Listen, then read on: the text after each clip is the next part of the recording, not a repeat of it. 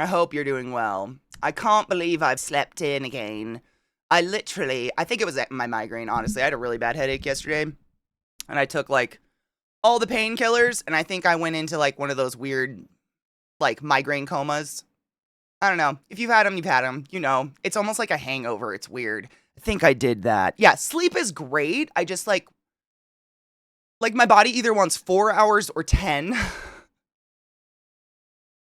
Figure it out. I just want some consistency.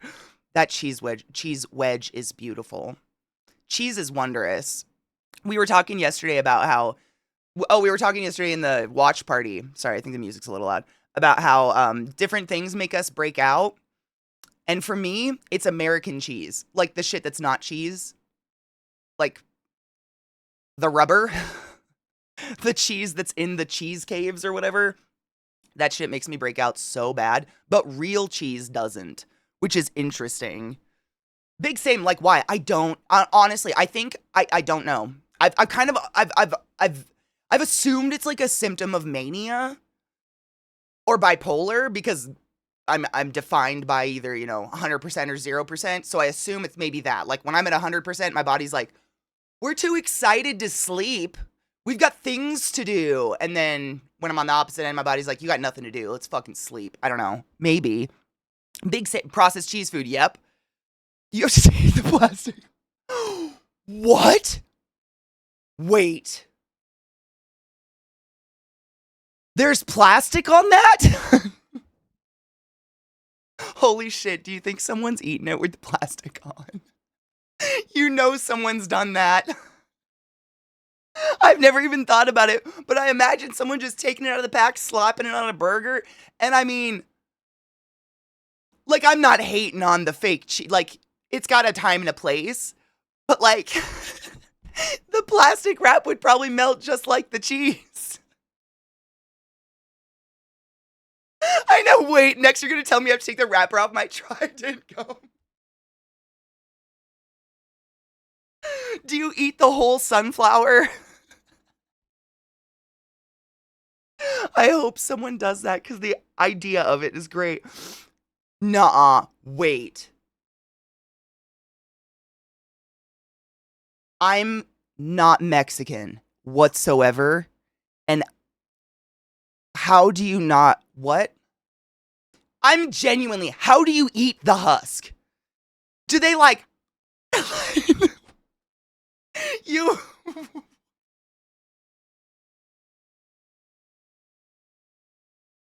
how? Like,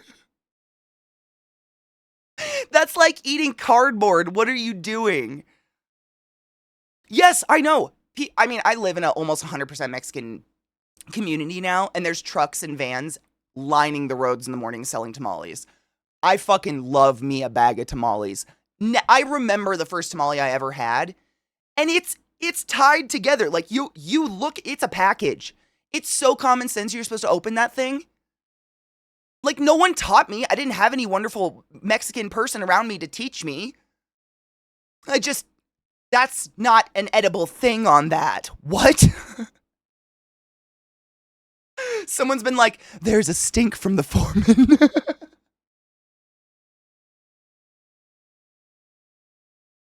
They eat it like a burrito. I mean, Fiona, next time someone tries to do that around you, don't say anything and will you just film it? Is it like eating an Otter Pop? Or are they just like... You literally... So if you've never had a tamale, it's delicious, but it's wrapped in corn husk. And the corn husk, because they're like meant to keep corn safe in the field, they actually like help steam the tamale. It encases the tamale inside. And it like steam cooks it. And then you unwrap it. I'm sure you've seen things like people do that with banana leaves in different parts of the world. Lots of cultures wrap. I mean, I think they do it. They wrap. Oh God, Viata. It's the little rice triangles in Japan. What are they called? They wrap them in like lotus leaf or something. So many cultures wrap things in leaves to steam them and cook them. But you can't bite that corn husk. You can't even cut it with a knife. I would genuinely pay money to watch someone try. Are they cows? No shit. Yes, we're talking to no. So, Sexcellent. Today I learned that there's some people that try to eat tamales with a wrapper on it, like a burrito. I think you just need to walk by and shake your head and go, wrong. That's wrong. I just want to watch someone try to suck the tamale out. I'm glad I'm not the only one that thinks this is the best. It started with, I was saying, so, like, you know, we all have probably foods and stuff that make us break out. For me, it's fake cheese. And David was like, you have to take the plastic off. And I was like, what? You have to take the plastic wrap off cheese first? And then Viata was like, okay, not a joke. People genuinely try to eat tamales with the fucking corn husk on it, like a burrito. That's not how any of that works.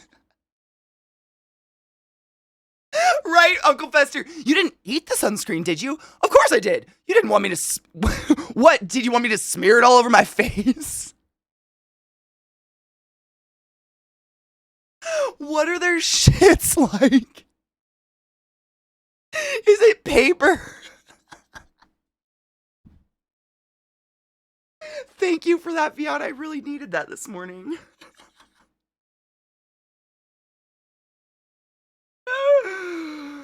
Oh, man. That's glorious. I just... No. On purpose, David? Wait, on purpose? Is it like those weird kids that just bite a banana because they know it's going to get shock? No. No.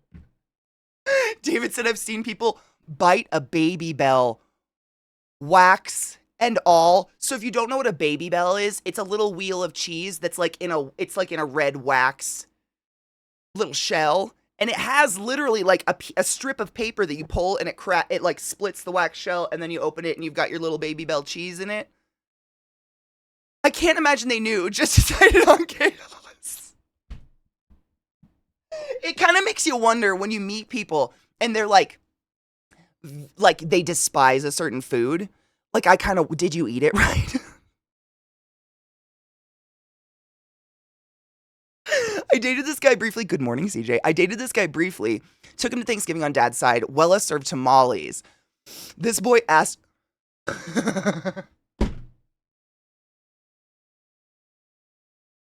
Stop.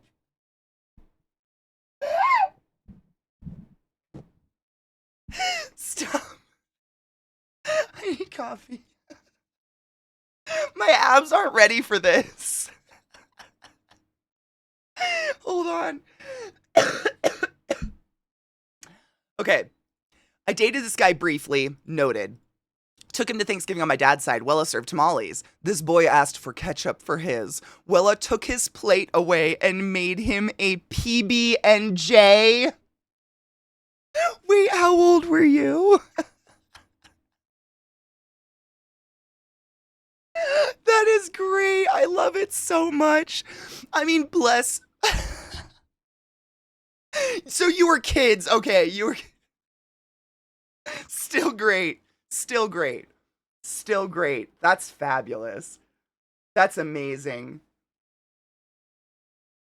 My mom is the same way though. Like, we're not really a picky family. And so we just, she'd make dinner for all the kids and you eat what you want and don't eat what you don't want, whatever.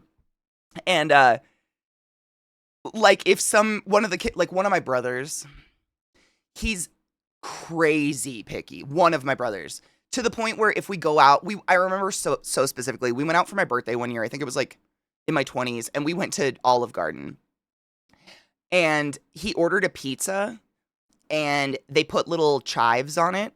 And he was a 30-year-old man at this point. He almost started crying with fury and sat there and delicately picked every single chive off of his pizza before he would touch it.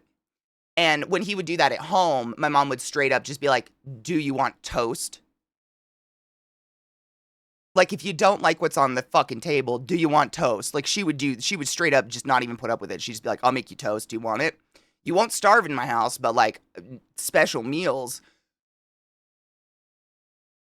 No shit, sex. That's what I was saying. Like, where we live in Colorado is almost exclusively a Mexican community at this point.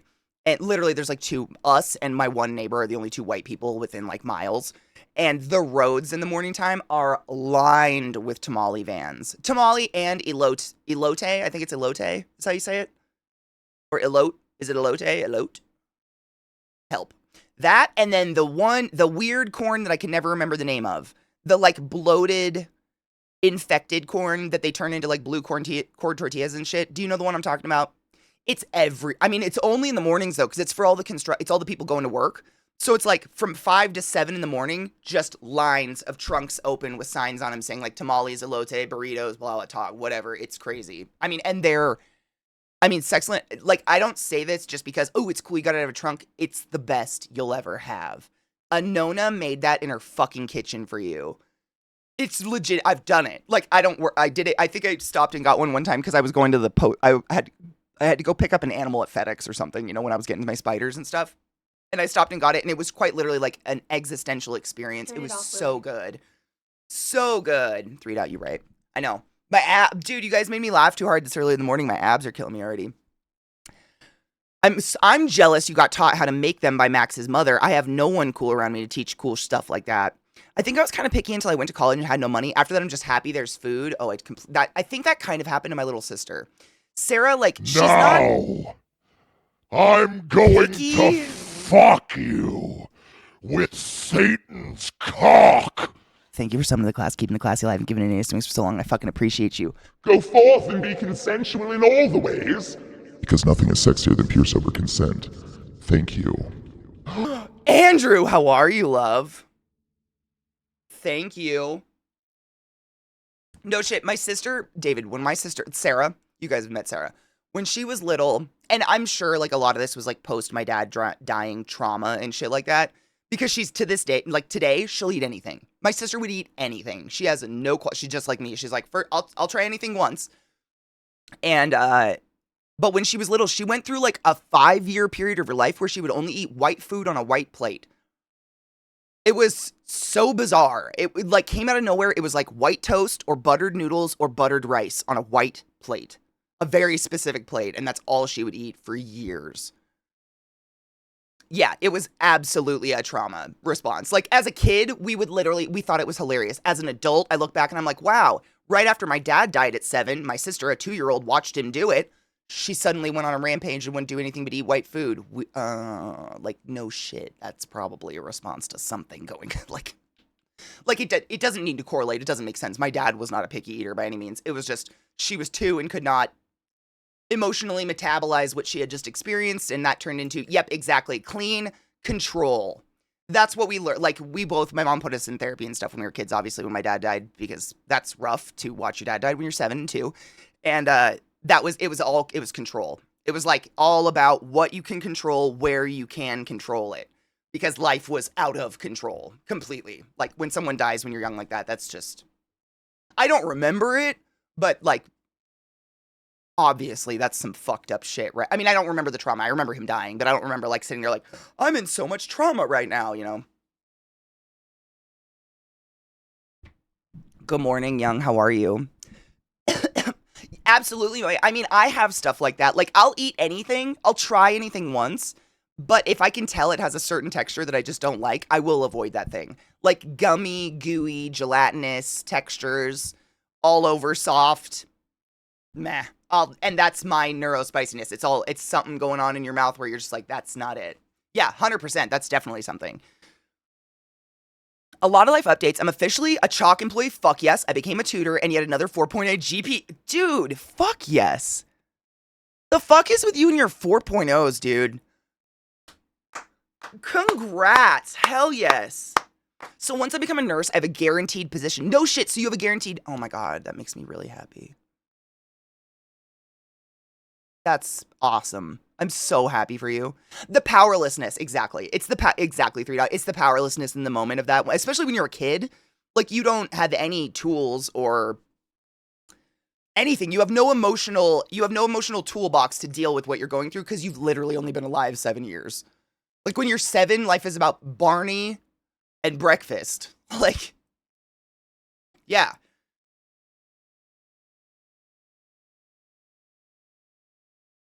Good morning, Mag. How are you? I don't like milk. I don't like cow's milk. I drink oat milk and stuff like that, but cow's milk, not a fan. It's weird being up at a reasonable time. Is this how people get things done? Uh-uh. I use getting up early in the morning to relax. No shit. I like to get up early. Like I slept in today and it makes me feel a little chaotic. I like sleeping. I like to get up early because it's quiet and no one else is awake. And it's like the time of day where it just is me. No one's talking to me, no one's awake yet. It's just the world hasn't woke up yet, I guess. You know what I mean?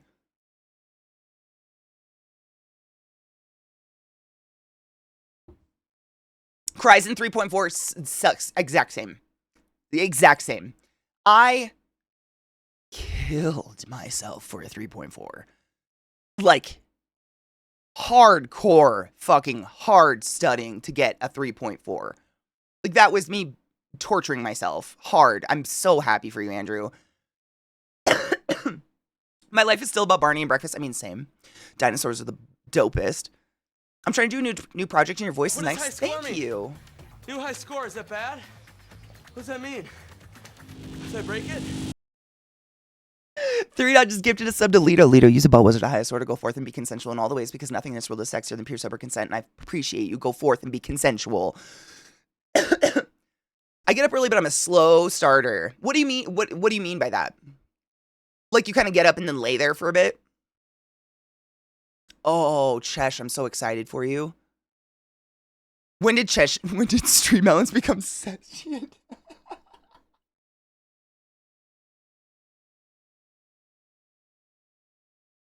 It's always been sentient, always there, always watching.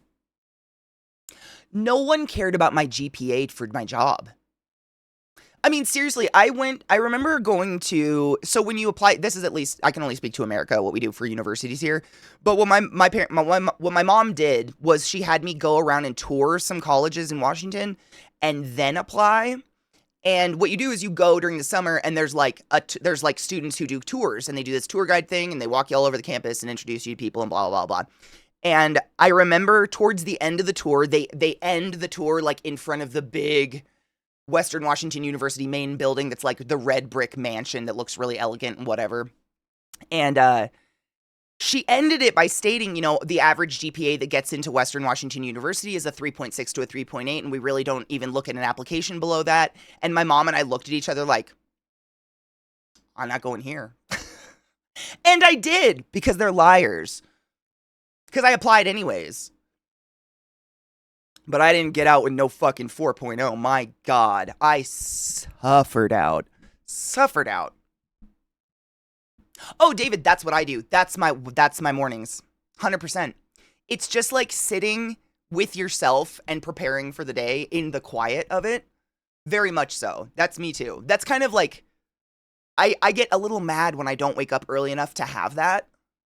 Like, I very much cherish my mornings and how they're just like, they're my me time where I can, you know, sometimes I'll sit and drink coffee and read the news or listen to Philip DeFranco, and sometimes I'll clean, like depending on my energy level, but it's when I get to do that. It's like my time. The world's not awake yet.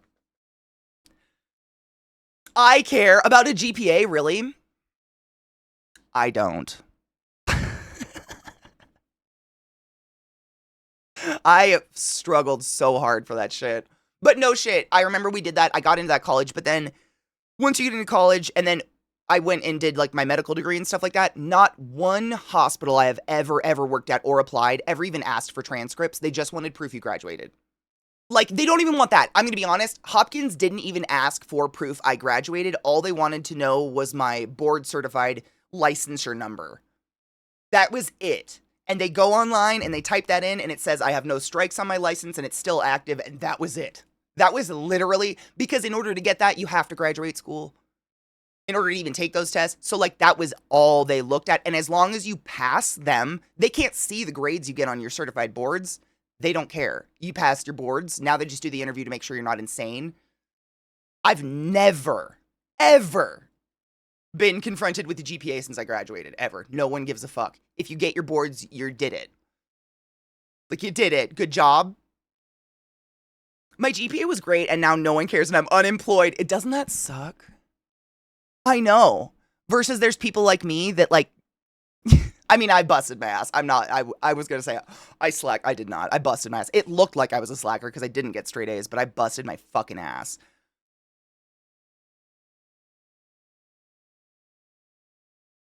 A formula you're doodling? What's your formula? My GPA was, oh yeah, my chat just doubled. Stop.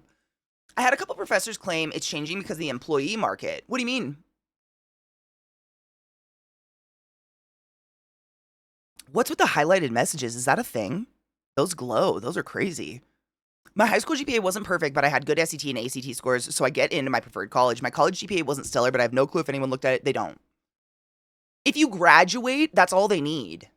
Like, they don't care what you did in English 101. Why would they? I wouldn't want to work with someone who cared what I did in English 101. I'm going to be honest. I would not want to work for that person. That's crazy.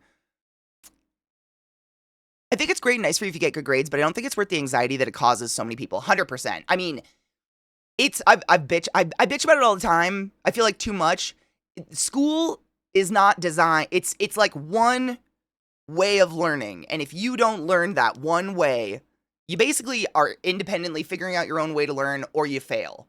And people assume you're stupid, or assume you don't work hard, or assume you don't study, and assume you're not doing your homework, and et cetera, et cetera, et cetera, because you didn't ace the test. And that is not true. That is something I've had to grind into my brain as an adult, is that following the recipe for life that works for some people don't work for everybody. So for me, you know, I've talked about this before, like, if I write a paper 2 weeks before it's due, I'll get a C. But if I write it the night before and never do a rough draft, I'll get an A.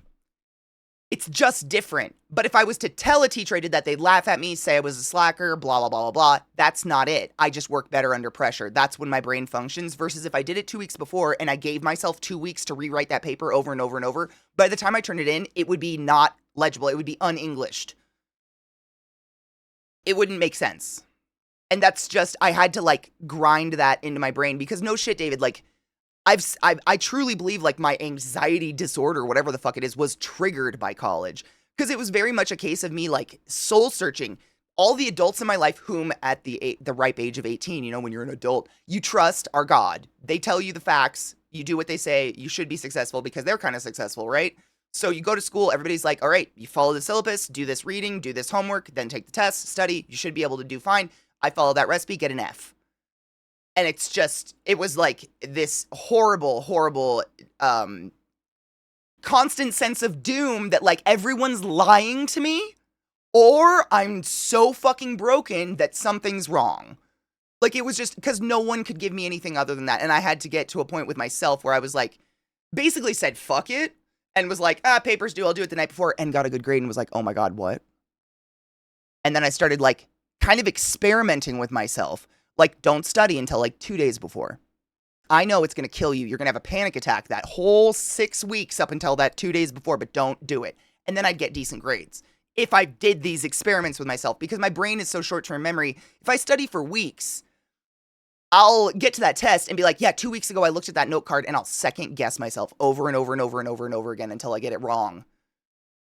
It's so fucked up. I hate it beyond reason, but I really had to like do that to myself. Because no one's there to tell you that you can do that there are different brains.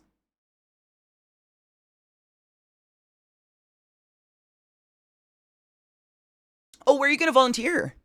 I had a sociology professor say, because there's a lot of graduates, that they are looking at GPA instead of degree. I'm going to fuck you with Satan's cock. Boo on that. 3 Dot, thank you so much for what? For subscribing at a tier 2, you generous. Thank you. Hail the dankest of lords. Thank you, generous fuck. My sociology degree plus hubby working for the school district, our education system needs a serious overhaul. I agree. I mean, it's not totally bad, but it's not perfect. Nothing's perfect. Nothing's ever going to be perfect.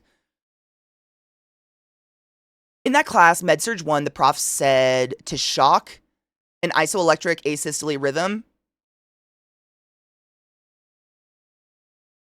The professor told you to shock asystole?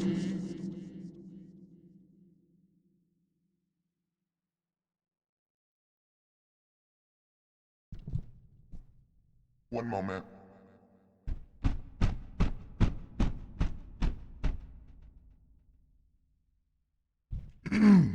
What? A professor? I don't know what to do right now. Okay.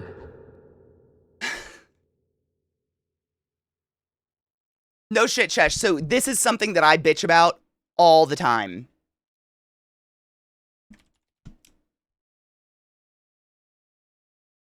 What does an AED do?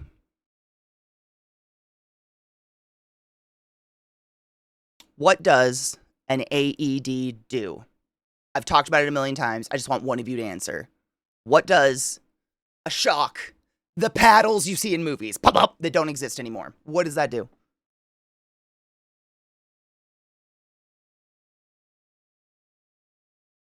Exactly, Bobo. It shocks an erratic rhythm. The paddles that you see in movies all the time, these paddles are no longer in existence. I've quite literally never seen them in my practice. We have stickers now that we stick onto you that have wires coming off of them, and then a machine controls the shocks. No shit. It bothers me so much because this is important, and literally you can save a life knowing what I'm going to tell you. Every business that has over 20 employees is required by law to have an AED in their place of employment. And by law, you need to know where it is, period. And if you don't, you need to get a hold of your HR and your health and your everybody. Everybody needs to know where the fuck this thing is because it's life-saving. So when someone's heart goes into a weird rhythm, so a fluttering or the chambers are pumping wrong or something like that, what we can do is we can use the pop pop or the stickers, because these don't exist anymore. They're just in movies. We can use that to the paddles. This is the easiest way I can put it for you computer nerds out there. The stickers, the paddles, the AED, the shock you see in movies is the restart button for your heart. That's the, have you tried turning it on and off again? No shit. So when we gunk you, we are killing you. We're literally stopping your heart. That's heart stop. And the hope is that your body and your brain will kick in and restart your heart in an appropriate rhythm. A blah, blah, blah, blah, blah, blah, blah, blah, blah, blah, blah, blah. The four chambers blubbing the way they should. That's what the paddles do. Trick question. What do you think paddles do to a heart that's not beating, i.e., an asystolic heart?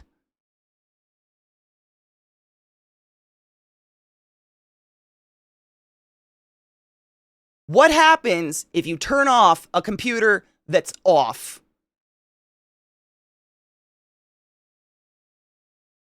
Nothing. Fucking nothing. It's like shocking a steak. What are you doing? Stop it. And every fucking movie in the world does it.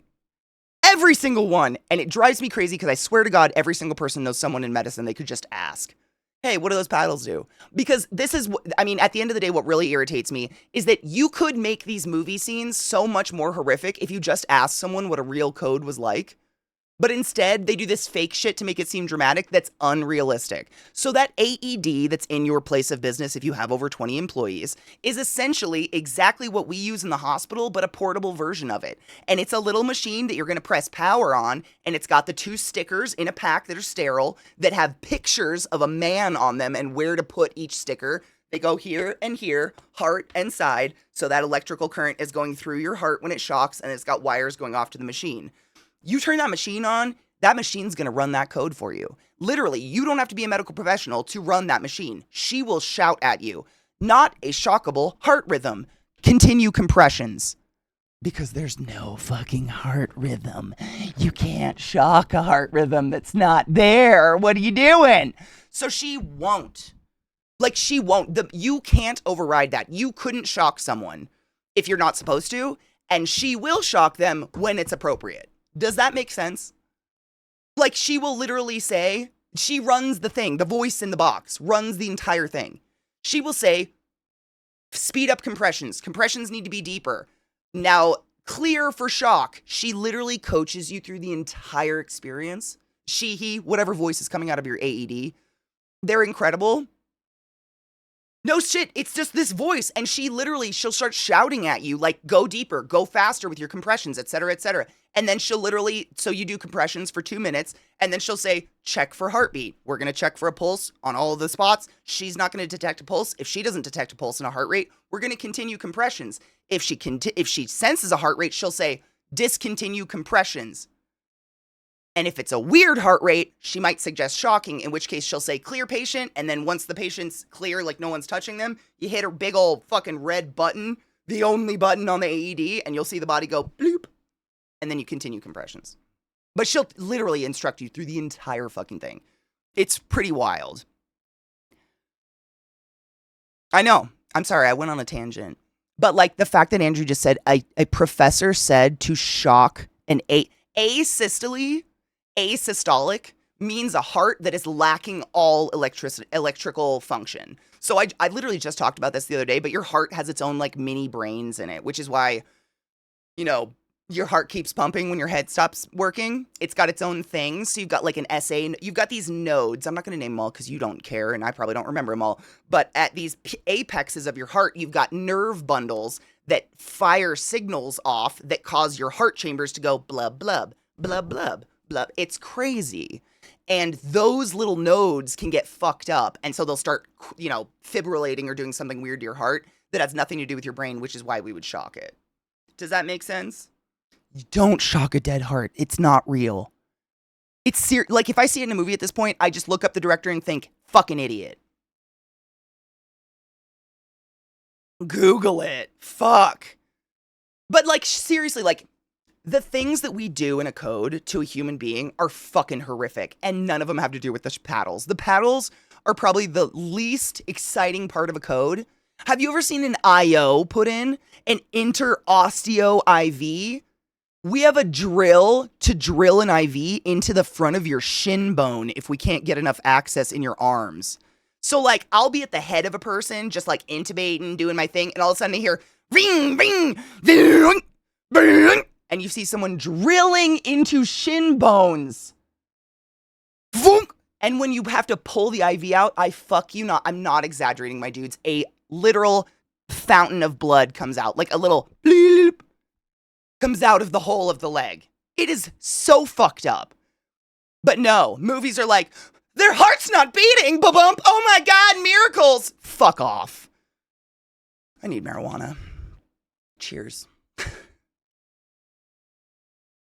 It's disgustingly metal. It truly is. The shit that we do in codes is gnarly. But they make up fake shit instead. Or they just assume dumbly. I don't know.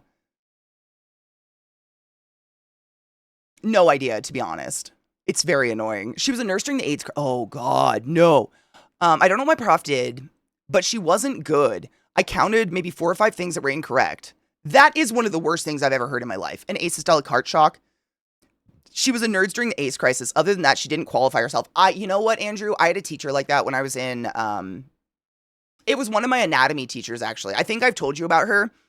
My first anatomy teacher was like this little gay man, like older gay man, who was so fucking fun. Like, I got an A. I got a fucking A in Anatomy and Physiology 1 because of him. And in Anatomy and Physiology 2, I got like a B- because of this woman. I swear to fuck. She was like probably in her 70s or whatever, but she just was so dry and so boring. The best example I can give you is that this woman in her 70s who teaches anatomy and physiology at a medical school for a living couldn't teach the reproductive system. I'm not kidding. She asked the teacher from our Anatomy and Physiology 1, my little gay best friend, to actually come. His name was Lowell. I still remember him. He was so fun. He came in and subbed for 3 days because her sensibilities wouldn't allow her to talk about sperm. Why does she have a job?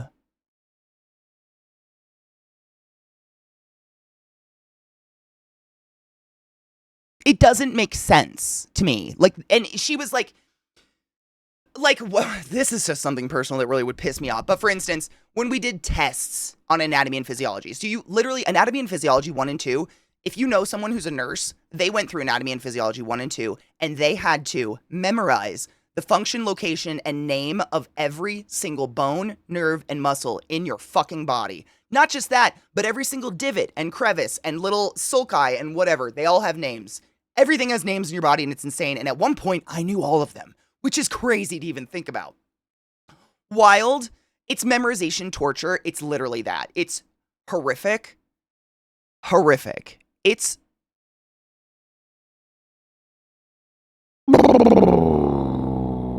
a really, really hard class. But anyways, so the way that they do the tests, essentially, at least the way that my school did, is sometimes it would be literally you'd have a skeleton in the class with letters pointing at certain parts of bones and be like, what's that one? What's that one?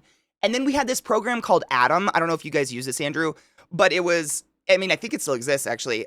It's essentially shows you a naked human body, and then as you scroll with your scroll wheel, it slowly takes layer by layer off of the body, but like microscopic layers, like every single layer of fascia, every single whatever, so you can see through, and it's an actual cadaver. Like this program it's a cadaver that someone like took shots of every fucking layer and like peeled the body. It's fucking wild. But they use this program to test us on parts of the body. So for instance, they'd have that program up on a projector and have the body turned a certain way and be pointing at something on the body and be like, what's that muscle? I'm going to fuck you with Satan's cock. Thank you for summoning the class, keeping the class alive, and giving it a swing sex line. I fucking appreciate you. Hold on, I almost missed that. So I forgot, what was it? Oh yeah, so they have that Atom program where you can scroll through the layers and they would point to something and be like, that's your test. Like, what is it? And I would raise my hand and be like, hey, would you mind just rotating the body a little bit so I can see what you're pointing at? No. I won't do that. The sheer amount of times she did that to me, which is unrealistic. In no fucking surgical setting is someone going to be like, guess and check the muscle, bitch. You're not allowed to move the body. What? And I remember it so specifically because I did get it wrong and I was so mad about it. It was a front view of a body and she was pointing to a muscle on the back of the scapula and she wouldn't rotate the body so we could see what the fuck she was pointing at. I hated her. There's so few people in this world that I hate, but she shouldn't have been a fucking teacher. Ever. Oh, and then she used her naked son as like slide. Like, it was so weird. She was so weird. So she had like arguably a very attractive son who was stacked, like ripped, like visible fucking gnarly abs. And she literally took pictures of him in a Speedo thong in her yard and then would put them up on the projector to point at muscles. I think she fucks her son. It was so weird. This is a learning environment for people who are going to be in charge of your body when you're in the worst, most traumatic physical injury of your life. And that's who's teaching me? What? Yes, very much boy mom fun. And it was constant. She literally constant. And she would sit there and like, it was so weird. I'm pretty sure she wouldn't teach us the reproductive cycle because she would have needed to use pictures of her son and that's frowned upon. Disgusting. Stories of any work or fiction will establish their own convention, probably initially for dramatic reasons. If it isn't important for the story to convey something, oh god, it jumped. To convey something completely accurately, it might be better to just rely on the convention the audience have already been taught. I know, and I hate it.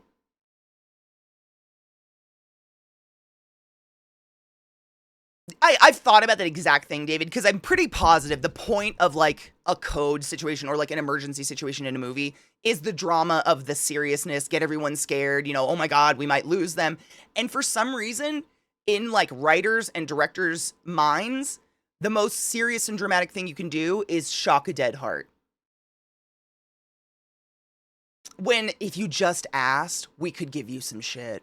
We could fucking give you some literal shit. I had someone actually unleash like gallons of bloody coffee grounds on my feet one time because they had an anal rupture. That's far more exciting and dangerous and scary than shock paddles on a dead heart, in my opinion, but no one fucking asks me. Like, if I saw someone do that, that would scare me more. The shitting. That's like a splash zone, my dudes. That's scarier. But no. Shocking a dead heart, apparently, where it's at. Shock a steak. It's as useful. Just as useful. I think, honestly, David, and this is just me thinking about it too much because I'm medical and it's all I can think about all the time. I think it comes from Frankenstein. And I'm not saying people are so dumb that they're like, oh my God, Frankenweenie was legit. But like, for some reason, we all got this established in our mind that because we are a big battery, electricity can get us going again. From like Frankenstein's monster. And they just keep doing it. Because to break that conventional, like, oh yeah, lightning brings you back, would fuck people up. They're like, no, that doesn't make sense. Frankenstein came awake from lightning. But I don't know. I've never seen an anal rupture. I just see the results of it. You can't poop on TV. Wait, you can't? I'm using your streamer's review. I hope you don't mind. Absolutely not. You can use me and abuse me any fucking day. I'll go off. I'll have a personal meeting with your dumbass professor. Let's fucking go, bitch. Let's go find an asystole heart together. It'll be a fun group project. Absolutely. Like, people like that, I wonder, did they ever work in a hospital or did they just go straight into education and they have zero hands-on experience whatsoever? Because that almost sounds like they stumbled across their words of rote memorization. What is a... So this is the funny thing about what Andrew said, and this is why it really lights me up. Like I was saying, the AED tells you to do everything. So we have giant magical AEDs in the hospital that are like 3 times the size and have their own cart. The crash cart is what we call it. You can't shock the dead heart. The machine won't let you. Like, seriously, the stickers that are on there are monitoring every single electrical impulse going through that heart at every single second. You couldn't do it. You literally couldn't. You'd try and she'd be like, you'd hit the button and she'd go, no shockable rhythm present. Continue compressions. Because compressions are you getting the heart going again. Because electricity don't do it. What? I think it's Frankenstein. That's why there are no stool samples in Grey's Anatomy. I can't watch Grey's Anatomy. It's too bad. It's too bad. I can't do it. I like my steak well shocked. Pat, oh my God. Do you know why we're talking about this? Were you here earlier? Did you hear what Andrew said? So my boy Infinity, Andrew, he's in school for nursing right now. Literally just got a guaranteed job when he graduates, which is super fucking exciting. But I fuck you not. He had a professor recently tell them, to shock an asystolic heartbeat. Which is a nonsensical sandwich in itself, let's be honest. Literally, professor said, shock a heart that is asystolic. A professor. I'm upset. I'm 30 minutes upset. I think I've been going off for a while now. That is so... You can't. You can't. It wouldn't let you. It just doesn't make any sense.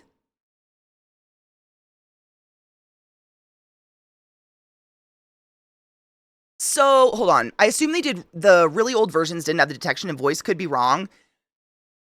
The paddles, seriously, when did I go into respiratory? 2011? So that many years I've been working in hospitals and shit, I've never seen those paddles in my life. They don't even teach us how to use them in school. I don't think they exist. I've never seen them.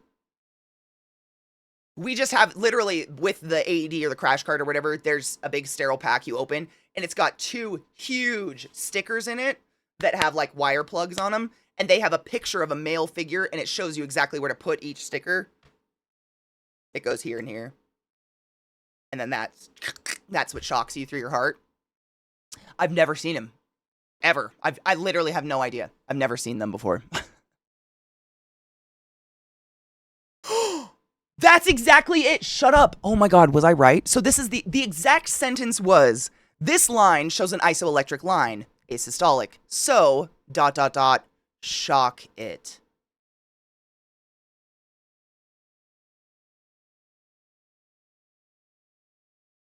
I don't want to live. That's so scary. I'm so happy that you're smart enough to know the difference. I mean, everyone in your class should, honestly, by this point, right?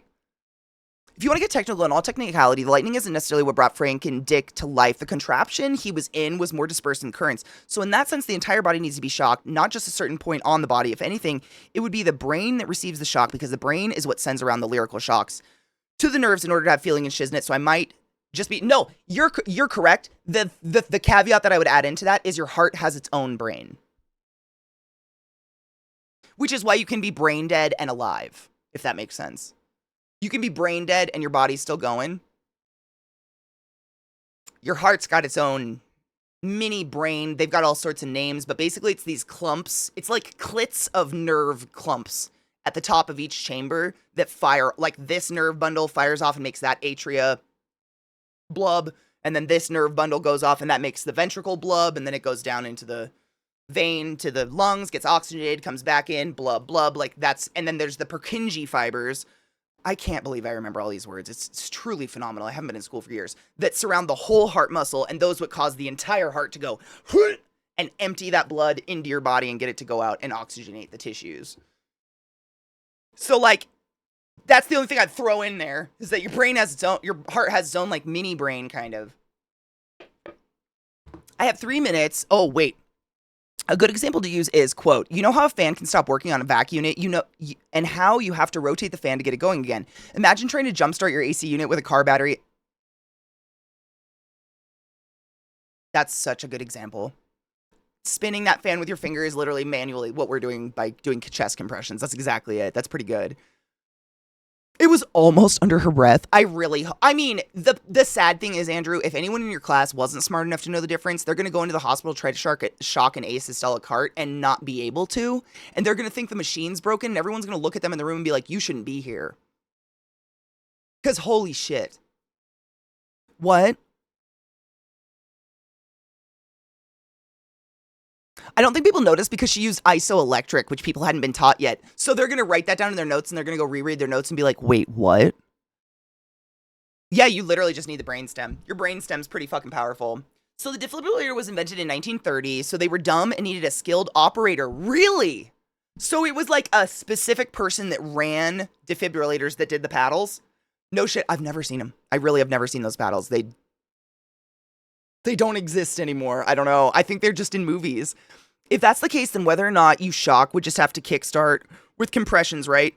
So theoretically, what we want to do is we're kickstarting it with compressions first. The shock would do nothing without us pumping. So what we tend to do is you do compressions for 2 minutes at a time, and every 2 minutes, someone checks for a pulse. If there's no pulse, you continue compressions. Once a pulse is detected, i.e. you've actually gotten that heart going again, everybody will clear off and let the IED read that rhythm.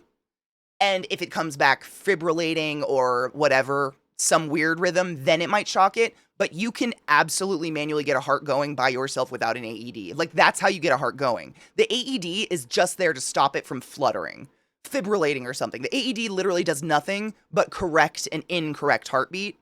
You get the heartbeat going. And just because we're on the topic, I feel like I'm on a tangent, but just because we're on the topic, for anybody curious about CPR or what we do nowadays, we do not encourage mouth to mouth, period.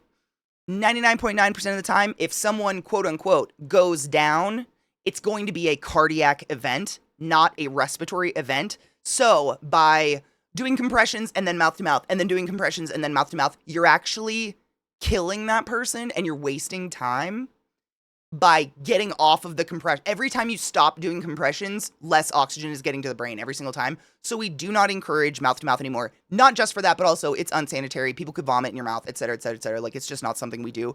Unless we're in the hospital, we have a bag mask, obviously, that we do to get people's lungs inflating. But if you ever come upon someone who is down, like looks non-responsive, you check for a pulse, you scream for someone else to call 911, and you lay on the chest is what we would say, i.e. you are going to start compressions and you're not going to stop until someone is there to take over for you. Period. That's how you get a heart started.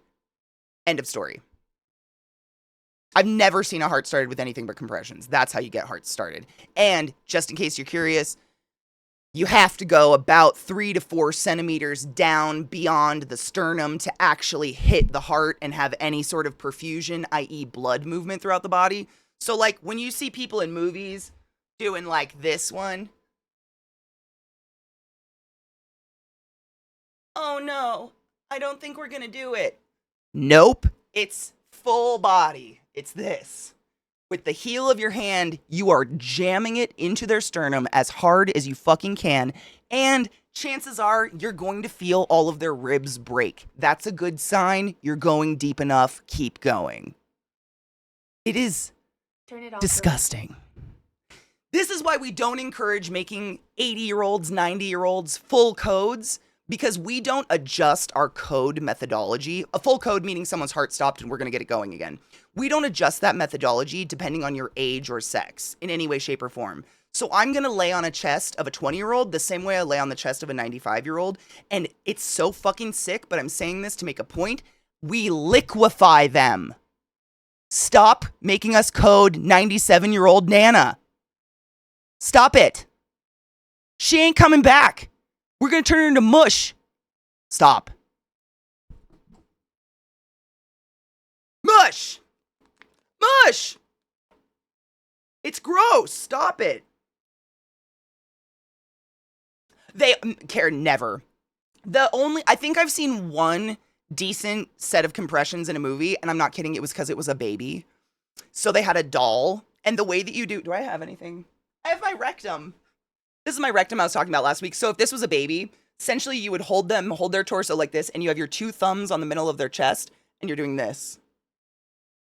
But as fast as you fucking can, because their little hearts move so fucking fast. This is how you, like a newborn, this is how you compress a newborn. I saw that in a movie once, and it was pretty accurate. That's the only one, though. Ever. Cheers, Sini Moist. Where's my lighter?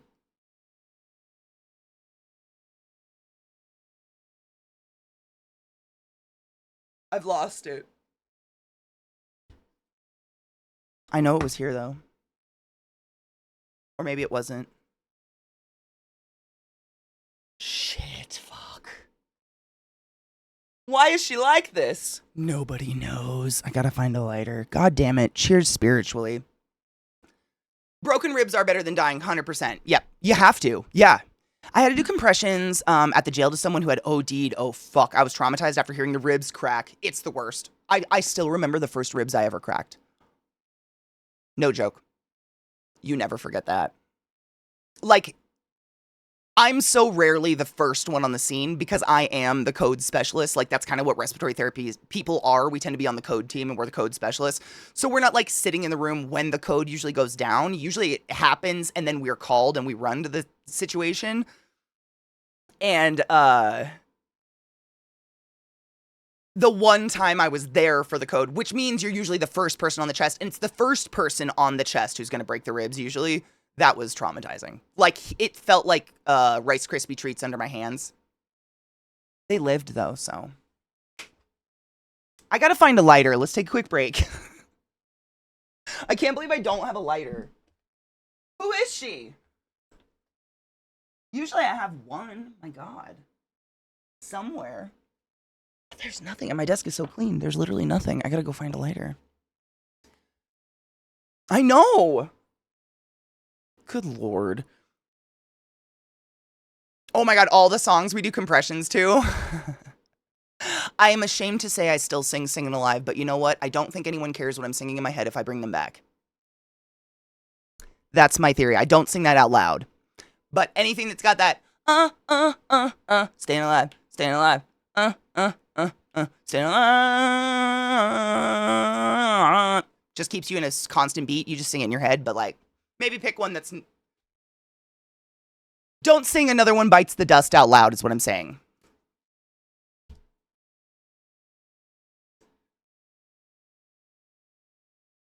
So, Evil, we do have rules in the US about that kind of stuff, and it's different. So if you don't have a medical license, you are not required by law or by anyone to respond to a person that is down. That being said, if you genuinely are trying to save a life, we do have I think they're like slap laws. There's something like, I don't know. I'm not a lawyer. My sister's a lawyer. But there's something about that where you can't sue someone for breaking your ribs if they saved your life and you were dying. Now, in my case, if and Andrews and Pat's and etc., if you are in the, and this is just, I can only speak to the US, but if you have a board certified medical license and you see someone go down and there's no one on the scene yet, I'm required by law to attend to that person. If someone saw my licensed ass walk away from someone having a heart attack and no one else was there, I could have my license pulled for the rest of my life, period. That's a thing we have in the States, but I don't know about elsewhere. Is it the Good Samaritan law? Is that the one that protects you from saving people?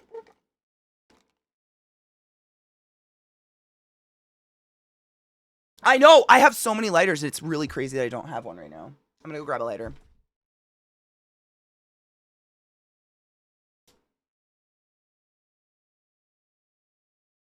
Bye.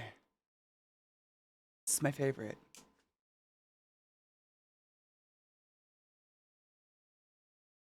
So it's the Good Samaritan. There it is. Alchemy. Thank you. Good Samaritan laws offer legal protection to people who give reasonable assistance to those who are or whom they believe to be injured, ill, in peril, or otherwise incapacitated. There you go.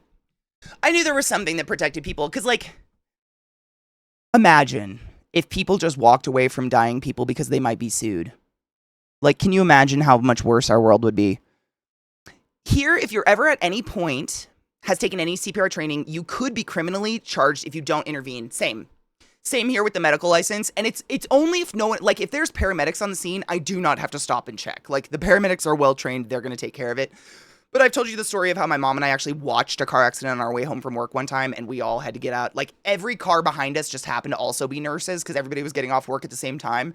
And you just see this mass exodus of cars pulling over on the freeway and people in various colors of scrubs sprinting across the fucking field to this car that we all witnessed fly across the median and go upside down.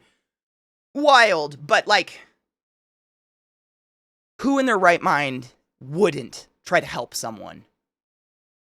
I don't want to know that person. I think it's instinct. I don't think like, oh my God, my license says I have to help this person. My brain goes into, I can help this person. Ah!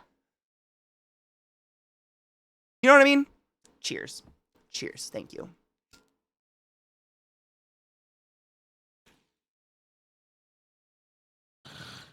Good morning, Cocky.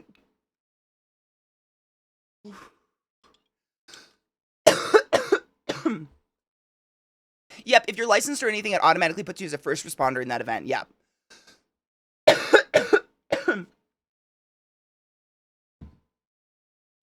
In my city in the Netherlands, a girl drowned. Whoa, while there were like 100 people watching, nobody doing a thing.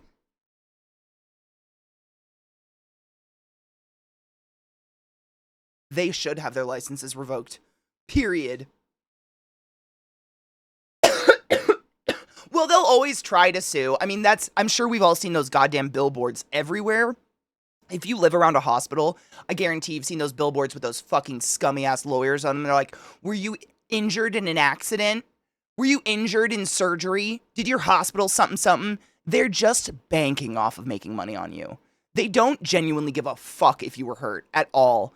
They just want, because hospitals don't go to court. They settle. So these lawyers just roll in settlements all day. It's disgusting. I hate them. Like, there's a time and a place because malpractice happens, but what they do is not okay. It's ambulance chasers, exactly. Yes, ambulance chasers. Where, like, they convince you something went wrong, and they know fuck all. They know nothing. They are not medical professionals. They know fucking nothing, and they're just betting on a payout. That's it. They don't care about you, and that's sad. Today's tip. No shit, David. Like, don't go get in car accidents or get hurt. But if you're gonna get a car accident, getting in a car accident around 7:30 to 8 p.m., I'd put money down that at least 10 cars around you on the freeway are nurses or doctors. We all get off at 7:30. Every hospital I've ever worked at has the exact same 12-hour schedule. Some small hospitals work on 8 hours, but I've never worked at one. They're all 12-hour shifts. So you're either 7 a.m. to 7 p.m. or you're 7 p.m. to 7 a.m. And then that 7 to 7:30 is where you give report to the next shift. It was pretty wild. Like, I didn't recognize one person, and there was easily 20 people in scrubs at that incident when we all ran out of our cars. None of them were from my hospital is what I'm saying. They were from various hospitals, but everybody gets off at the same time. So that's where we are. I think my monitor. Dude.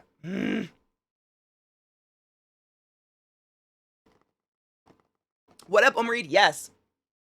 Actually, they got me on a tangent. Omar Reed, of course they did. They got me talking medical and I don't even remember. Oh, it was Andrew.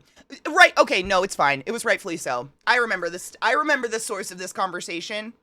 A professor being a dumb bitch. A professor.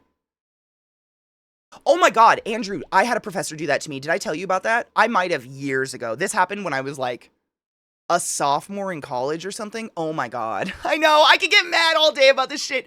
Because like, it's me as well, but if you are in a place of education, you have a responsibility to watch your mouth. Everybody stumbles across words all the time. That's why if I don't know something, I straight up start getting on the Google. I'm not just going to try to spit shit at you guys to seem smart or impressive. It's dangerous. It's not cute. It's dangerous. Severely. But I had a teacher, I fuck you not. She was a biology 101 teacher. It was like my sophomore year of college. And she tried telling, we were learning about, like, it was Bio 101. So you're learning about biological systems of the biological world very, very generally. So we were learning very generally about the respiratory system. But my professor, I'll never forget it. It was like a class of like 300 students or something. One of those 101 classes where it's just like an auditorium of people. And I'm sure she didn't bet on any of her students knowing she was fucking full of shit or that both of their parents and grandparents were respiratory therapists and that they were built for this job. So I wasn't a respiratory therapist yet, but I knew. I mean, it's impossible. I don't know. It's impossible not to just pick up knowledge like that when your entire family is medical. My mom and dad were both respiratory therapists. My dad's mom was an inhalation therapist at a nunnery before respiratory therapy even existed. Like, this has just been my life. All of it, you know, listening to my mom's stories coming home. So I was already well aware of how lungs worked. And this bitch stands at the front of the room and tells everyone, you know, when you go to sleep, your lungs actually collapse for the most part. And if you listen really carefully first thing in the morning, when you take your first big breath, when you wake up, you can hear all of the individual alveoli going pop, pop, pop, pop, pop, back open.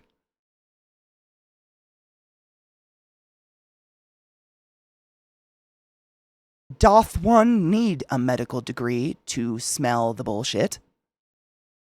What the fuck? Thank you. Right? I did not, this was literally my second year of college. All I had was that my mom was a respiratory therapist and I knew what the fuck lungs were. I knew what alveoli were. That's all I had. And I was sitting there like, that's a whole bunch of absolute bull fucking shit. And I dropped the class. Like, what a dumb cunt. And she was like a tenured professor. And she just said this like it was the cutest, funniest thing that had ever happened.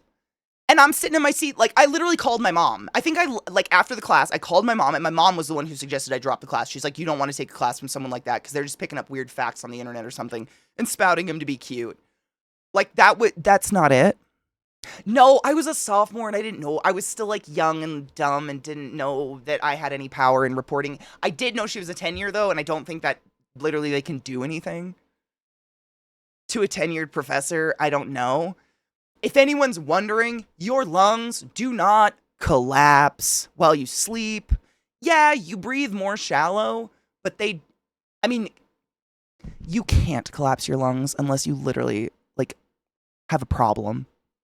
Even if you exhale the hardest and most you can possibly exhale and you feel empty, you always have what we call a residual volume in your lungs to maintain the inflation of them. Because if the alveoli collapse and stick together, they're done for. It's called atelectasis. You don't want atelectasis. That gets you on a fucking ventilator with chest tubes. You don't want that. But if I would have been older and smarter, I probably would have reported her and known better. Like, I didn't. I was like, she must know everything and I just have to drop the class because my mom's like, no, that's so wrong. All of that's so wrong. Yeah, literally, that's why we punch a hole. I mean, I've told, no shit's excellent. I think I've told you, that's one of the only thing that can send me over is bones. Bone stuff, like breaks of bones and knee bones and things like that. They really creep me out. And this was the only other thing that ever set me off, was watching a chest tube be put in for a collapsed lung. Fucking horrific. They quite literally take a tube that's about this gauge with a giant fucking steel needle on it that long and stab it between your ribs into your lung.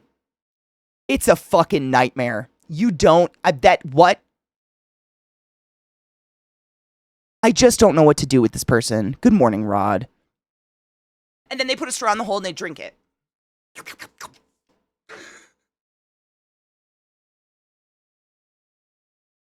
As a computer guy, I smell the bovine product. When I go to sleep, my entire body actually deflates and puffs back up in the morning. Like the noodle guys outside of car lots.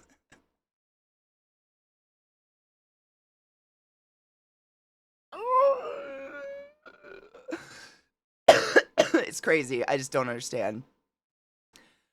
Right, bitch, if you wake up, if you wake up and your lungs sound like Rice Krispies, please go see a pulmonologist immediately. You have fluid retention and a problem.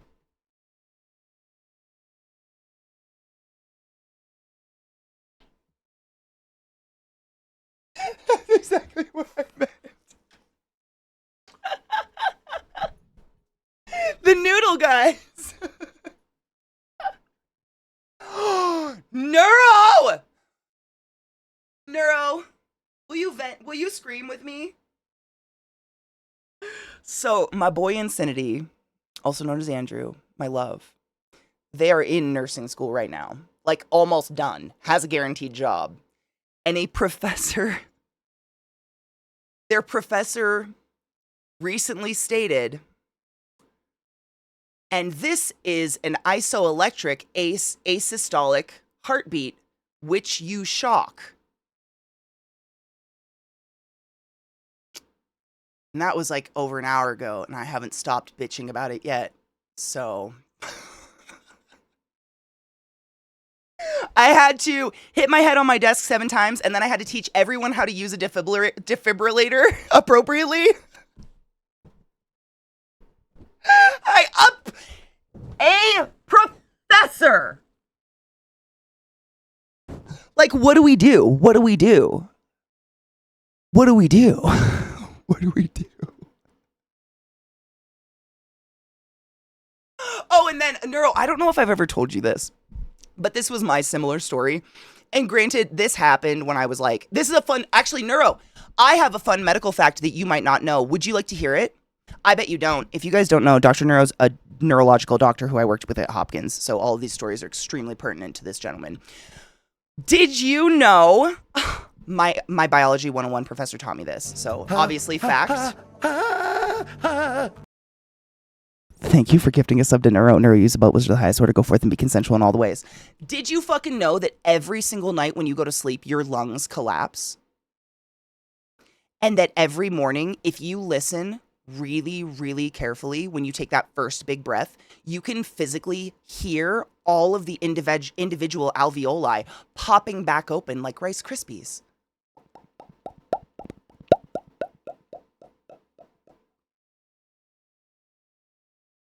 My biology 101 teacher, whomst I paid $5,400 for that information. I know. Time to get my tire pumped. I don't know what to do.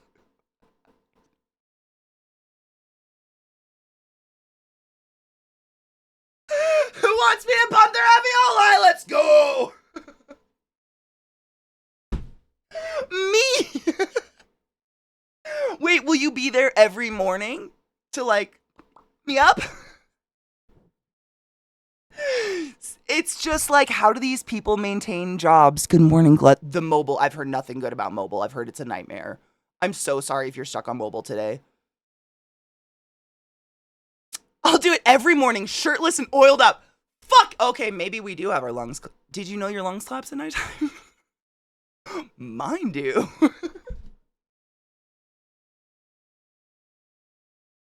I laugh because I'm deeply uncomfortable that, like, This was biology 101 for me. That's where that fact came from. I'm not kidding you. A biology teacher literally said that to a class of over 300 students. And like, statistically speaking, I'm maybe probably the only person in that room that has 2 respiratory therapy parents and grandparents who were inhalation therapists before respiratory therapy even existed. So like, no one else, there might be people in the world whom I went to school with 18 years ago, yeah, I'm old, who are out there like, honey, did you know your lungs collapse every night when you go to sleep? And every morning they wake up and they try to hear their lungs pop open. There are people out there like, now's the day.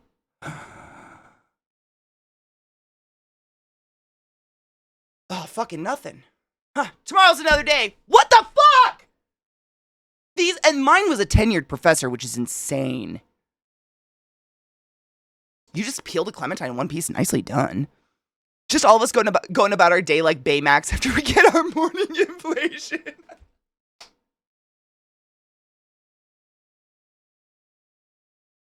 That's too real, though.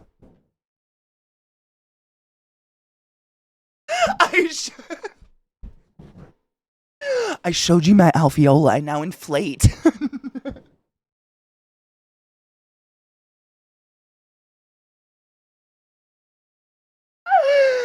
I can't. It's just like, what the fuck? These people are paid so much money to lie. It's lying. Oh no. That's okay. I had a biology teacher argue that the Titanic didn't sink that deep. Wait. Why is the Titanic a subject in biology?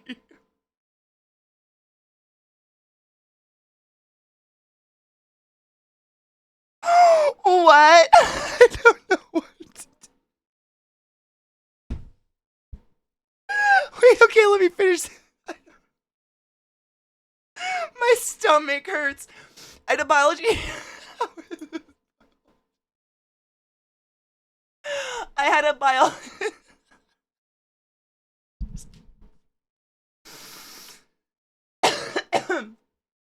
I had a biology teacher argue that the Titanic didn't sink that deep, was convinced it was a conspiracy. I'm like, ma'am, who benefits from that conspiracy?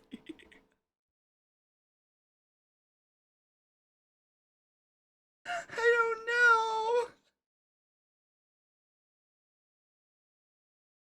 know. Bubba knows when he's needed. He's my support pillow for my abs. Oh my god, yeet. I have an inflation fetish. I explore it every morning when my lungs wake up after collapsing. Call it a lust for life.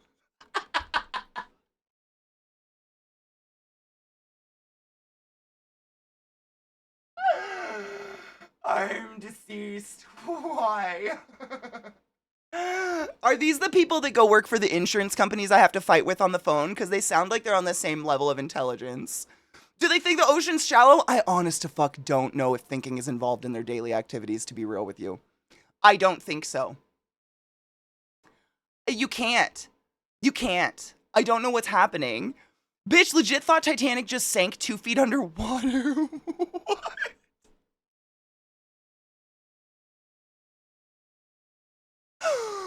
What is going on? What is going on? Shut your ears, bud. What is going on? What's happening? What's happening? I don't know what to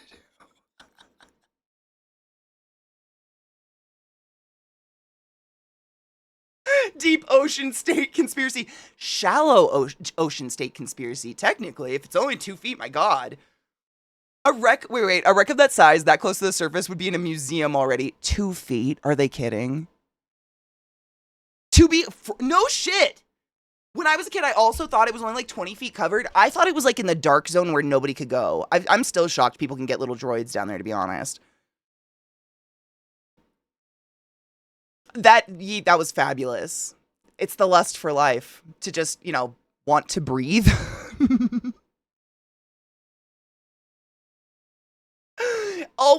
Always better out than in, honestly.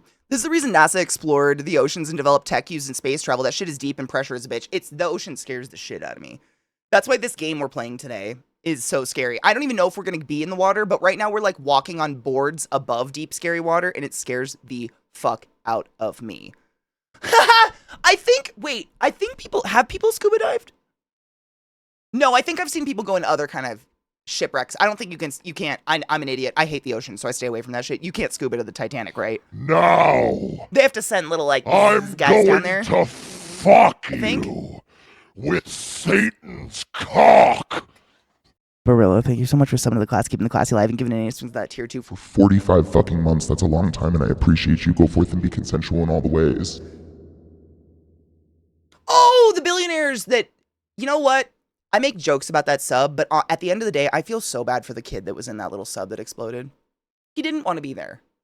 He straight up didn't want to be on that sub. At least it was instant. Like, I hope I go that fast when I go. Jesus Christ. He didn't, that son, no. Didn't want to be there at all. Nope. That's the saddest part to me. It's just this kid didn't have any interest in being there, didn't want to be there, and now he's ocean confetti. Yeah, he did it for his dad's approval. It was more of like a, yeah, I know. That's the, I mean, it's all fun and games when it's like the billionaires who think they're smarter than everyone else and can go under the water with a Logitech controller until you realize one of them brought their kid who didn't want to be there. What up, Mandel? Theoretically, you could free dive to the Titanic, but you'd run out of air. Ooh, that's so scary. So, I don't know much about diving because, again, scared of the ocean, but, like, if you had a rebreather, how long does a rebreather work? They're not infinite, right? The selfishness of man, yeah. Oh, so they do have a finite life. I know nothing. I'm genuinely, like, very in the dark about scuba stuff. I snorkel. Snorkel's funning. Funning is fun. David, I have no idea. Honestly. None. It's all fun and games until you pilot a sub with a PlayStation controller. They were, I mean, it's so, I really can't feel bad for the people, like the adults on it, because they were just so cocky about it. They were just so fucking cocky about the whole thing. Well, that too, Rod. I mean, if you could theoretically swim all the way to the Titanic with and have enough oxygen, now we're talking about the Titanic. Thanks, Neuro and your fucking dumb teacher. Would the pressure kill you? Rebreathers can only scrub so much CO2 before the filters give out. Okay, that's what it is. Okay. They require a lot of maintenance. 2 hours. Oh, wow. 2 hours for every hour of use. Damn. I was thinking the pressure too, Viata. Yeah. The kid did not. I mean, no one deserves that. You're welcome. That's so, I mean, so weird.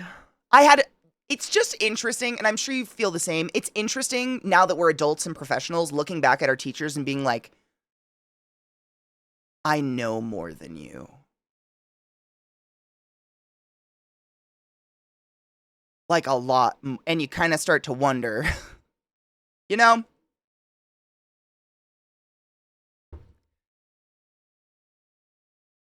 Oh, no shit, Mandel. The pressure very quickly stops you from being able to inflate your lungs and then starts rearranging your internal organs. Really? Ooh, that is so scary. No, I'm good. I have this thing, like, even if I wanted to scuba, even if I wasn't afraid of deep water, I can't do that, like, blow and pop my ears. Air comes out of my tear ducts instead. One of my sisters had the same thing. She could fill her mouth with milk and do this and, like, press, you know, and cry milk. It's fucking gross. But because of that, I can never make my ears pop. So I can only go like 12 feet underwater and my head is like, whoa, it just starts to fucking freak out and I can't make it go away. Like, no matter what I do, I cannot, like, do that. I watch people do it and I'm so jealous. It's never worked for me. It sucks. So the deepest dive, wow. The deepest dive is 2,992 meters by a whale. Even a whale can't, okay, so even a whale can't make it to the Titanic. I'm genuinely curious, just because I think is it sperm whales that eat Humboldt squid? I think sperm whales are technically one of the deepest diving, if not the deepest diving whale, yeah? I was gonna see. Like, just in general where they dive to. How deep do sperm whales swam? So the deepest dive was around 2,900. So sperm whales are the deepest diving, apparently, and of the whales in general, like normally, because they eat these deep fucking squids. And they normally go around 2,000 feet. So, like, what lives down by the Titanic?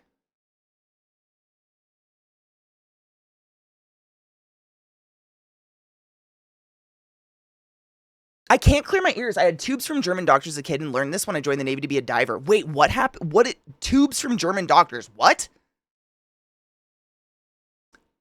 I had a photo teacher show her portfolio. In the middle was a picture of her husband wiping his ass.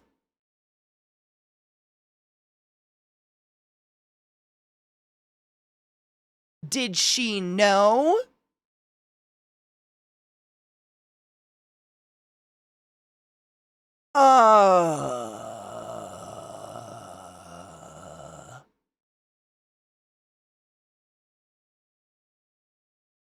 They were all, minus the kid, arrogant billionaires, but they were all also being lied to. They were told this is dangerous, but don't worry, the sub is completely safe. Very much so. Yep. And the designer and whatever, he was just so fucking cocky about it. Made me very angry. Yeah. No one deserves that. No one deserves to be crushed into confetti. That is fucked up. But especially not that kid. My God. Oh my God. So fish can go deeper because they literally don't have lungs. They don't. So it doesn't matter. Interesting. I wonder if it does something to their circulation. So the drainage tubes in your ears and it built scar tissue. Oh, I wonder if there's, because I can't equalize either, but I've never had tubes in my ears. It's amazing the adaptations deep diving animals have to allow their bodies to withstand the pressure. It's fucking wild. They mostly do it by storing shitloads of O2 in their tissues, like in their myoglobin, rather than storing air in their lungs. Creepy. Hagfish, though. Yeah. I like the deep sea pill bugs. They're just a big roly-poly. That's all. That's it. They're just like a giant roly-poly. They're adorable. They're harmless. It's the shit that wants to eat me. I mean, have you Humboldt squid? I know I say that a lot, but it's like the giant squid that have like elbows in their legs, and they're known to hunt in packs of hundreds, and they're notoriously known for pulling people underwater to their death. Hundreds of 30-foot long squids with elbows? No, thank you. Nah, I'll take a pill bug any fucking day. It's amazing that, yeah, I love it. It's so fascinating to learn about. Right, because some fish, like, there's that one, I don't think it was a hagfish, it was like the blobfish, where we all saw the picture of it out of the water, and it looks like a sad old man. But when it's in the water, it looks nothing like that, and it has to do with, like, the pressure, right? It, like, deflates up here or some shit. CK, don't think about a squid that's bigger than a bus. I can never stop thinking about that squid. The moment I learned that that nightmare was real, my life was over. Over. One of them is enough to make me want to jump in and let it take me, because I don't want to live through the experience of remembering that that's real. Hundreds hunting in packs? Fuck yourself. The ocean's not meant for people. We should stay out. We should kill the ocean. Someone get on that. I think we should just leave it alone. It's like a whole other planet down there that we're not meant to be involved in.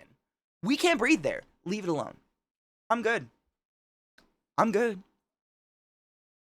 I'll go to the fucking aquarium. That's beautiful. I love to go to the aquarium. Nothing can hurt me. Yeah, the blobfish is deep sea. So, fun fact, in water, it doesn't actually look... That's what I'm talking about. Yeah, hold on. I'm going to look at a before and I'm going to look up a before and after. Blobfish in water. They're kind of cute when they're in water. It's kind of sad what, like, the weird pressure shit did to them.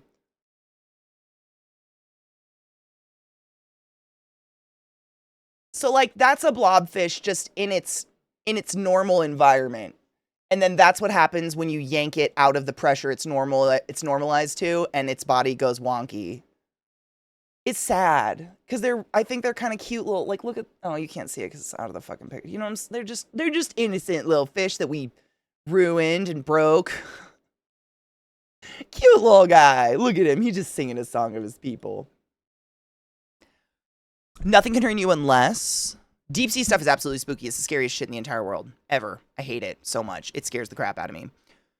Like, it's beautiful, but no. I'm good. It's the things that can see further than you and are faster than you that I'm scared of. Yes. That's it. Exactly. The ocean, like deep sea ocean, is almost like being in the dark. To me, viscerally. Because I can't see beyond a certain point, but everything that lives there and is native to that area absolutely can. It's like being in a dark room and everybody else in the room can see and you can't. Fuck that. Yeah. They're built for it. Like they can charge out of the dark and drag you deeper before you even know they have been watching you. Yes. There was a story recently we read. It's a true story. It just happened recently, actually, but it was a group of divers that were out in like the deep sea of the Atlantic or something like that, and they come upon a pod of Humboldt squids. And these are like videographer kind of scuba divers, so they're out there to video like beautiful things in the ocean or something like that, and they come upon a fucking pod of Humboldt squids. The guy telling the story, would you like to know what his instinct was upon this pod of 30 feet elbow squids? To jump in the water. Do you want to know how big a Humboldt squid's eye is? About that. He jumped in with them to take video footage. And just like you said, literally in his words, he survived because he kicked it in the face hard enough that it let him go. But before he realized what was happening, because he's just videoing these things, he was drugged down, and he looked up and realized he's already 30 feet below the surface because they were slowly just squidding him down into the dark to the point where it was almost so deep that he wouldn't have been able to make it back to the surface. Like, that's what they do. And it's fuck no. No. No. Absolutely not. And he survived, which is, I know. It's a big fuck that, right? Absolutely not. Absolutely. Oh my God. They're so cool looking, but also a nightmare. I really like anglerfish, though.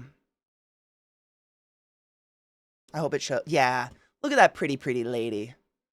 Pretty, pretty. That's a fangtooth. That's an anglerfish. They got their little glowy, glowy on their dangly thing. I love them. Dumbo squid is absolutely the best deep sea creature. Oh, there's that little shit. That's the little... We've seen videos of Dumbo squid. They are so cute. The giant isopod, you can't see. It's off screen, so don't get scared. Sea cucumbers. A Pacific black dragon. I don't know what that is. Dude, they're so... It is another universe, right? Sea pig. I've seen sea pigs walking around. They're pretty cute. What's that? Is that a sea spider? Hate it. That's cute. Spotted ratfish is adorable. A squat lobster, adorable. Look at it. It has no body. It's just a body. Wait, it has no tail, I mean. Vampire squids. Okay, so I actually recently saw a video of one, and I'm trying to think. Did I send it to somebody? It was on Instagram. I might be able to find it on YouTube, actually. Hold on. I don't want to be touched by it, though. Like, even the thought of it makes my whole spine curl like I'm going to beetle up and die. I don't know what to do. I don't want to touch it. Have fun, Viana. Be safe. Wash your hands. Don't let the man get you down. I love you. She does. I really like her YouTube channel. The other one we were watching was the one on... Was it on the Magna Pinna? God, they're scary. Hold on. Things can be harmless and still scary. It's literally the definition of... Right? It's like... Oh my God, Humboldt squid are so scary. I hate them so much. I hate them so much. They scare me so much. Fuck them. Okay, break time. Is it time to go outside? Is it late time, Bill Bill? Hello, Miss Ma'am. How are you today? Itchy as always.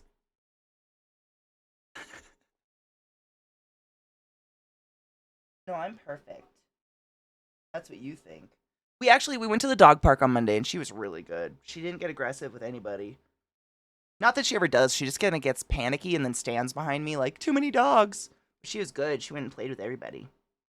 Huh. Are you just a tough lady? Yeah. You wanna go outside?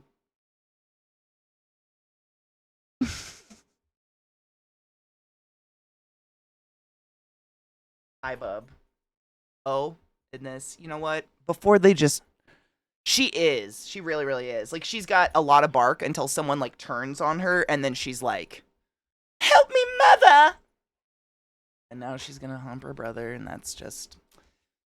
Nothing inconsistent here, right? Do you need to go outside? Or are you just here because you needed to... I don't know.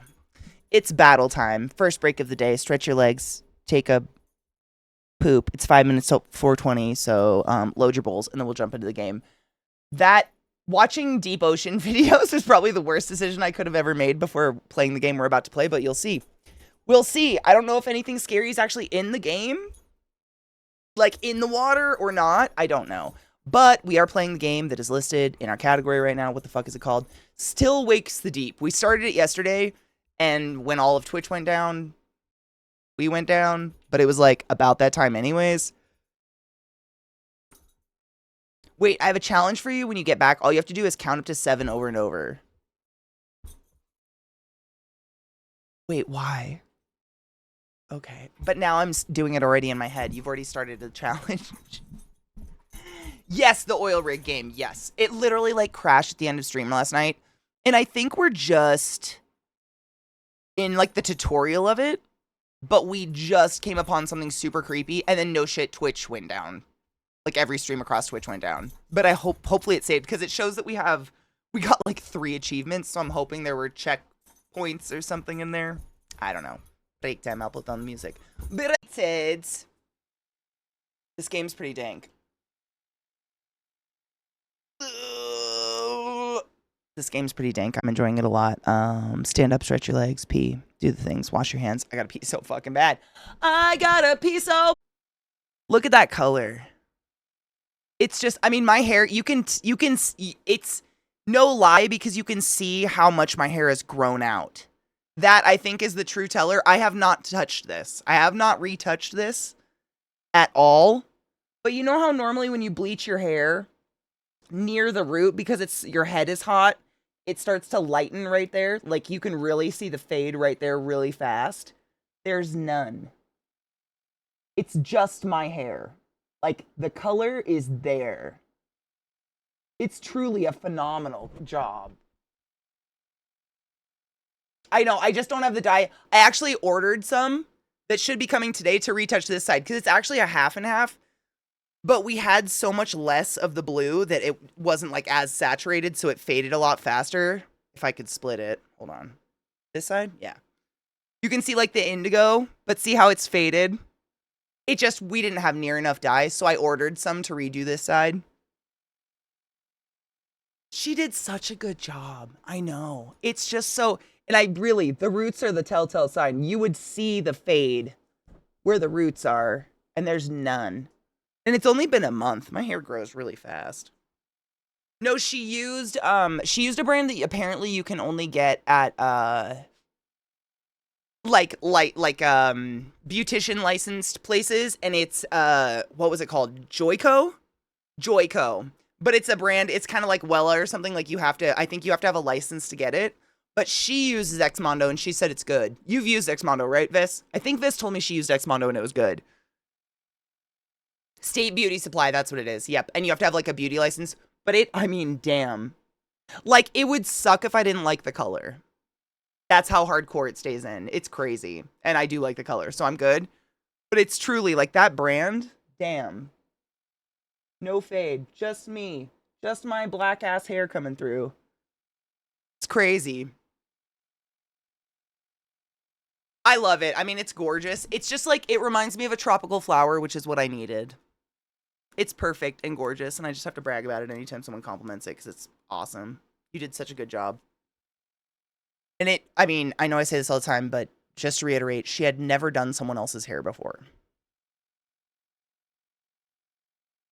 She had only done her own hair. Wild. Oop, wrong screen. Games. I gotta go take my dogs out and stuff. No, it's in Scots Gaelic. No shit. So there's an achievement with the game, because the game's in like, they're actually speaking, you know, a lot of, like, with the Scottish accent. Not Gaelic. I wouldn't say it's in Scots Gaelic, but there's an achievement if you do the whole game with the Scots Gaelic language. as the subtitles. So I did it. It's kind of fun, honestly. I like seeing the other language. I've kind of learned a few things from it too. Like I feel like I couldn't say them out loud because pronouncing the Gaelic language is half the fucking challenge. But I feel like there's been a lot of cool shit in it that how do you word that? Like, it would be, I could look at the word and say like, oh, that means blah, blah, blah in Scots Gaelic. And people would be like, how do you pronounce it? I'd be like, don't ask me difficult questions like that. I don't fucking know. That's not going to happen. Quitting the game is fag, which is hilarious to me. Come is hold. F-A with like a little thing over it. G, I think it's fag, is confirm or exit or something like that. Like, there's so many interesting words in there, and I've seen some of them, but I would not know the first thing about how to pronounce them, and I wouldn't try because I don't want to be insulting. I can say Siobhan, and that's all you get from me. Oh shit, I think Dan just went live. Fucking A. Perfect. All right, I'm gonna raid my boy Dan because I went over a little bit, and I do need to take my dogs out. Be good to yourself. Take your joy. Smoke your bowls. Be kind. Drink water. All of those things.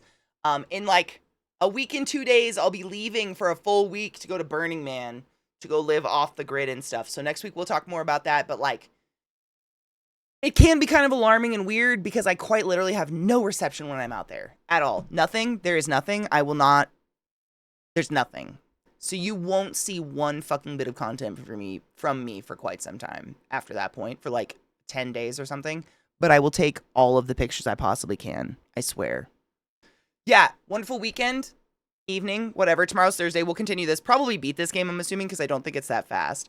But, I mean, I don't think it's that long. But other than that, that's it.